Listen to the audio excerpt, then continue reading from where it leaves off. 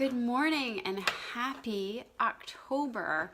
So today we wanted to talk about this month. Our theme of the month is goal setting. We talk about goals now because we think it's really, really important to set goals now versus setting them on January 1st, because it just really doesn't set you up for success with your goals if you set them then. So I think our method is being really mindful of setting the goals. That way you have a plan in place in order to accomplish them. So Michaela and I we set our goals originally. We set them in October of last year for 2018, but we also review them quarterly. So that's our methodology. Michaela will be hopping on. So this month, our focus is on goals, and we're going to share a link below with our goal setting workbook that we created, which helps you. I'm just going to add Michaela on here. So the book walks you step by step through setting long and short-term goals and gives you all the instructions. So we're going to put that link below, and to all the people, we're going to keep track of all the people that download and opt in to the link that we put below.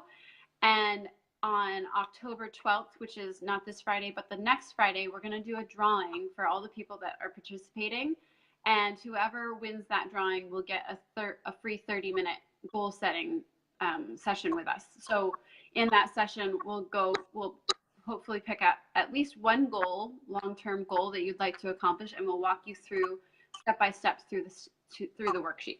Right. So just wanted to make that announcement before we dive into our topic today, which is what not to do when setting goals. So I already kind of gave you our reasoning behind why we're talking about goals now in October versus talking about them in December or January during like craziness, and then all of a sudden it's January and you're like, what am I going to do?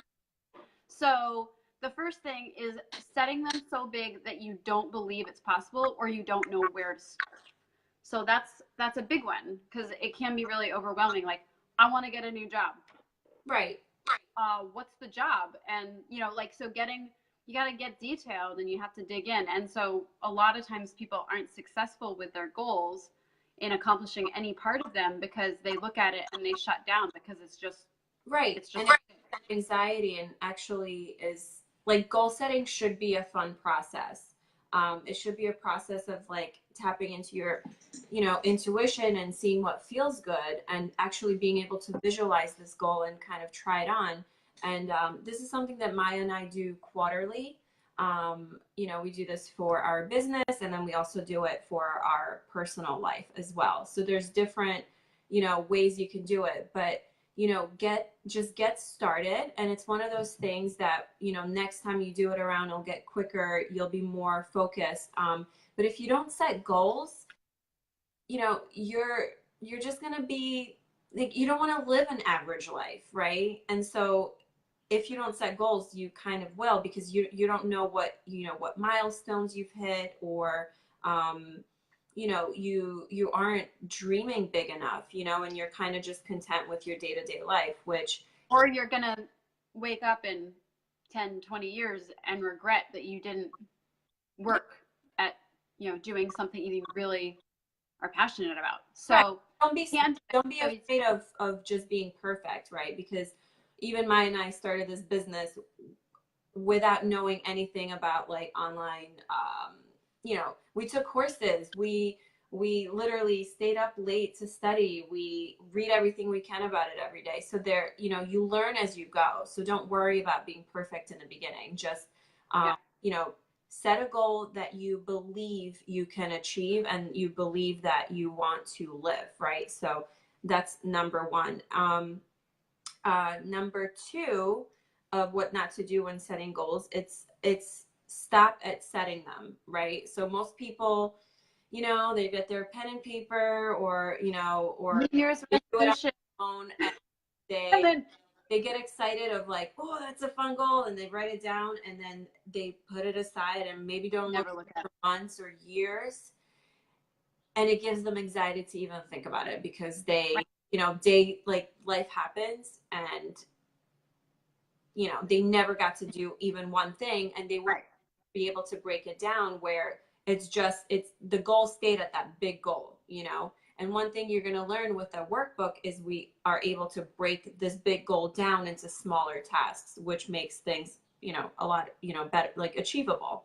Right. And I will fully admit that I've set goals for years, but I was definitely that person that I would set, it was both personal and for business, and I would set the goals and then I would look at them again, you know, I'd set them in January and I'd look at them again in December, and I was like, "Ooh," and then you feel bad because you didn't get any of the stuff Right. done. So the thing is, the universe gives you what you're feeling. So if you're, you know, if you think of your goals that way, like you're just continuously like adding more of that in your life, you know. Right. You can see that if you kind of take like a wider look of your life of like, wow, it's just like the same story I'm telling myself every day of like how I feel about this. So you're like living this life, and inside you know you should be doing more or something else, you know, or leave a certain job, or you know, even leave a certain relationship, or be a different parent, or take care of your body a certain way. Like there's all these different goals we can set, right? um, but there's that feeling that you get when you think of this thing and it's like completely out of alignment of what you actually are. um, Right. so the goal actually helps you to bring that back to yourself, like to the true Right. that you are. So tip number 3 of what not to do when setting goals is people lack accountability. So our willpower to do things just isn't enough, especially when you've been failing at life and your habits are not so good. When you set a goal, and yes, you might feel good about it in the moment, but your willpower isn't enough to pull through for it the next day, right? So your subconscious mind is doing what it's been doing to keep you alive, and we're alive, and whether it's good or not, your subconscious thinks it's doing a good job. So when you set a goal and it's uncomfortable, but you know you need to go towards that goal, it's scary, it's fearful, so your subconscious kind of just reverts back and like is like, this is not healthy, you're, you know, you're not going to survive, this is, you know, too uncomfortable. And you don't even know that that's happening. But what happens is when you have an accountability, and for example you work with a coach, or Maya and I, or go through our program, or you know, go through a certain any program really to better yourself, you have accountability. So you are surrounded by like-minded people, which raises your mentality and just like your frequency of thinking to a different level than you are when you're just kind of doing your day-to-day and staying at home.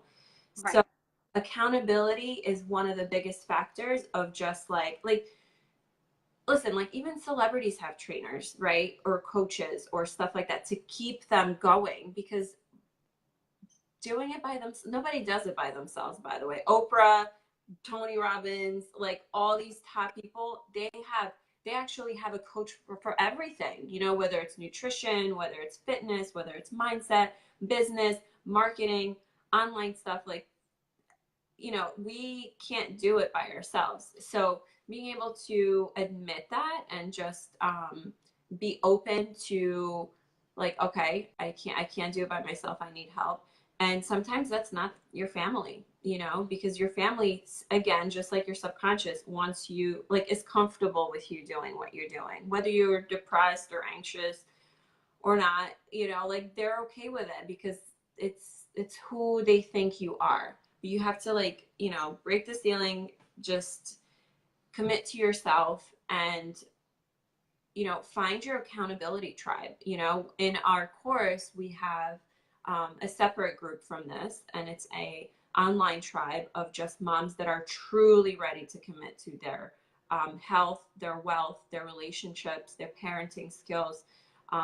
You know, we have other experts that go on with us to work even deeper on specific issues that you're going through. And you'll also get to work with us one-on-one. And it's almost like a lifelong membership because that group is always going to be there. You know, we teach like in-depth master classes in there monthly, and it's a super, super powerful group that we won't let you down. You know, we're going to be like at your door every day, like, hello, like, you have work to do, but it get easier. That's the best part. And it feels so good. And your kids will be so proud. And, your partner or your family, they're going to start becoming your biggest cheerleader, and then it's like layers. Then you'll begin to believe it, and then you'll begin to live it, and then you'll inspire others. We all are here to do something way bigger than we're doing, and you have to show up, and it is uncomfortable. When we started doing these Facebook lives, I hated it, but I knew that we have to be able to share this message, and it just got easier, and it's actually more fun to communicate this way, and yeah, I would just want to. Uh-oh. She froze. I don't know if anybody can hear me now or her. All right. Well, I will wrap this up. Michaela's frozen. So those are our 3 things that you shouldn't do when you're setting goals. Check out the book. Check it out. I'm going to keep tally of who has opted in to the goal setting workbook. I'm going to make a list, and then at the end of next week on the 12th, we will come on and we will do a drawing, and whoever wins that drawing will get a free 30-minute goal setting session with us. So definitely check it out. Can't hurt. Work on your goals, and we will see you later this week. Bye.